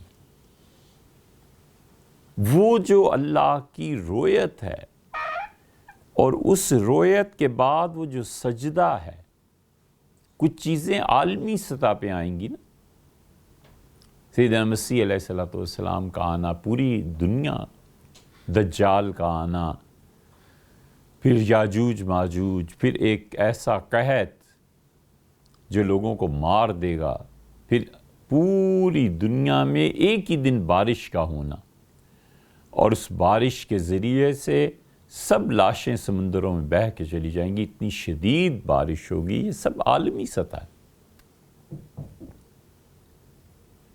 اس عالمی سطح کی چیزوں میں سے ایک کہ پوری کائنات اولین اور آخرین اللہ کے سامنے سجدے کے لیے پہنچیں گے۔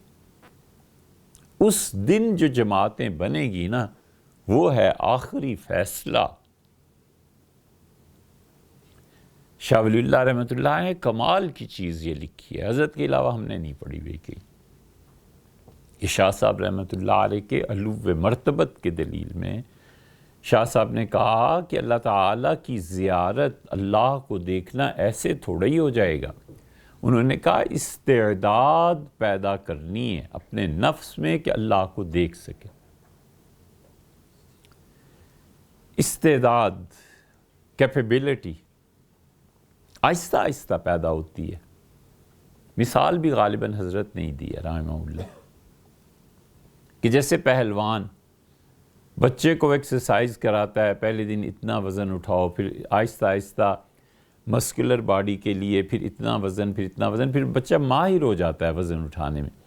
وہ کہتے ہیں نماز بنیادی طور پر تم میں یہ استعداد پیدا کرتی ہے کہ اللہ کی زیارت ہو، اور وہ استعداد کتنی ہے اللہ جانتا ہے، تمہاری موت تک کا وقفہ اس کے لیے کافی ہے۔ جس دن مرو گے اس دن جتنی نمازیں پڑھی ہوں گی اتنی استعداد پیدا ہو جائے گی، تو قیامت میں اللہ تعالیٰ کو دیکھنا اور اس کے سامنے سجدے میں گرنے کے لیے تمہارے لیے اتنی استعداد بس وہ نماز نے پوری کر دی۔ اسی لیے حضرت نے آگے لکھا ہے کہ جو نہیں پڑھتے قیامت میں اللہ کو دیکھیں گے، اور قرآن کہتا ہے کہ وہ اس طرح کھڑے ہوں گے اور دھڑم سے زمین پہ جا گریں گے، پیشانی جا کر زمین پہ لگے گی، اور اللہ تعالیٰ کی طرف سے کہا جائے گا کہ یدعون الی السجود، تمہیں نماز کے لیے بلایا جاتا تھا انہیں، وہم سالمون، یہ ٹھیک تھے بالکل، اس کے باوجود نہیں آتے تھے، آج اللہ کی زیارت اور اللہ کی رویت میں سجدے سے محروم کرتی ہے۔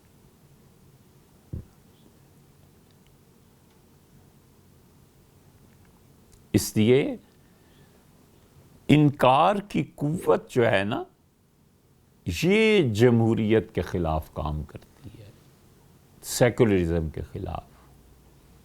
عملاً انکار سرمایہ داران نظام کو تباہ کرتا ہے۔ انکار کی قوت کو کام میں لایا جائے،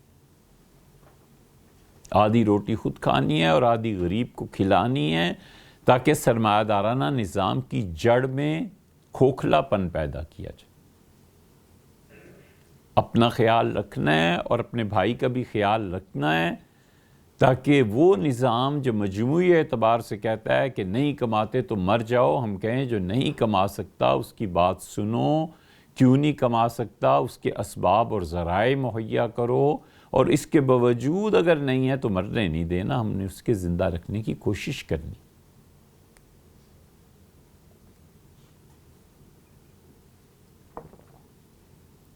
یہ عملاً انکار ہے۔ یہ دسترخوان کھولنا، لوگوں کو مفت کھانے کھلانا، دعوت کرنا، لوگوں کو اپنے دسترخوان پہ بلانا، یہ اس سرمایہ دارانہ نظام کا عملاً انکار ہے۔ یہ کرنے کے کام جو نہیں کرتا اور سرمائے کو تحفظ دیتا ہے بغیر کسی سالڈ ریزن کے، وہ آدمی در حقیقت سرمایہ دارانہ نظام کو چلانا چاہتا ہے۔ اور سرمایہ دارانہ نظام، اسلام اس کی جڑ کاٹتا ہے، کھوکھلا کرتا ہے، وہ کہتا ہے بالکل نیچرل طریقے پہ اسے خود بخود ختم ہو جانا ہے۔ وراثت ہے، اسے تقسیم ہونا ہے، تم جبر سے کسی کی زمین نہیں چھینو گے، لیکن وراثت کے قانون کو مکمل طور پر اسلامی حکومت یا جبر کے ذریعے نافذ کیا جائے گا۔ نتیجہ یہ کہ کتنے دن زمینیں چلیں گی اور کتنے خاندان ہوں گے جو آگے زمینوں کو لے کے چلیں گے، دولت تقسیم ہوگی۔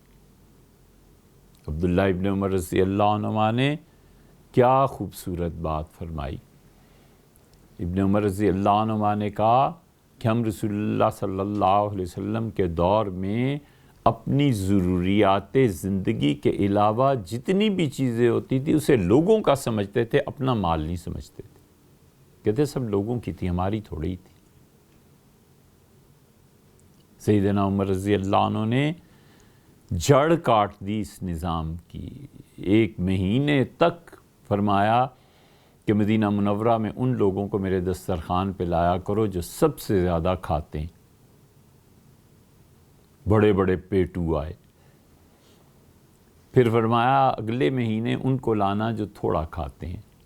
مدینہ منورہ میں منادی ہوئی، وہ لوگ آئے جو تھوڑا بہت کھاتے تھے، پھولوں کی طرح سونگتے تھے، پھولوں کو سونگنا۔ اور پھر فرمایا کہ ایک آدمی کو کھلاؤ جتنا وہ کھا سکتا ہے۔ پھر فرمایا ایک آدمی کو چھوڑا دو کھانا، کتنا چھوڑ سکتا ہے۔ پھر اس کا بیلنس نکالا کہ ایک مہینے میں اتنے لوگ اتنا کھاتے ہیں، اچھا ایک مہینے میں کم کھانے والے لوگ اتنا، اور دونوں کے درمیان مقرر کیا، اور اس کے مطابق لوہے کے کام کرنے والوں سے اور مختلف دھاتوں کے کام کرنے والوں سے برتن بنوائے، اور فرمایا یہ برتن ہے، منبر پہ بیٹھے اور فرمایا لوگو یہ ایک آدمی کی خوراک ہے، زیادہ سے زیادہ کھائے گا تو اتنا کھائے گا، بس اس سے زیادہ آدمی نہیں کھا سکتے، میرے تجربہ ہے۔ اور کہا کہ میں اپنی رعایا میں ہر شخص کے لیے حکومت کی طرف سے اتنا زیتون، اتنا اس کا تیل، اتنی کھجوریں، اتنا آٹا مفت دوں گا۔ بچہ ہے، بڑا ہے، عورت ہے، مرد ہے، ہر ایک کو حکومت سے یہ ملے گا۔ اور پھر کہا اللہ میں اس پیمانے کو مقرر کر رہا ہوں، اے رائے خدا جو میرے اس مقرر کردہ چیز میں تغیر کرے، تبدیل کرے، اللہ اسے زندگی چھین لے، موت دے دے، اسے مر جائے۔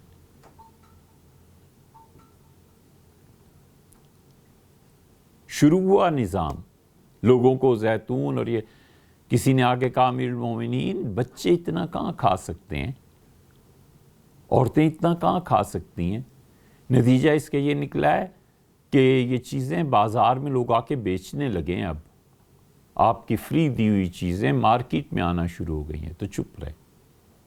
پھر ایک دن اس پہ غور کرنے کے بعد فرمایا کہ میرے خیال میں تو آیا تھا کہ میں معاشی طور پہ پابند کروں، کچھ کم کروں، کچھ اور کروں، پھر مجھے خیال آیا کہ رسول اللہ صلی اللہ علیہ وسلم کی امت میرے دور میں کھاتی پیتی دنیا میں سے جائے، یہ زیادہ اچھا ہے، بجائے اس کے کہ یہ فقیر ہو جائیں اور ہاتھ پھیلیں۔ تو اس لیے انکار کی قوت کو اس کام میں لانا چاہیے۔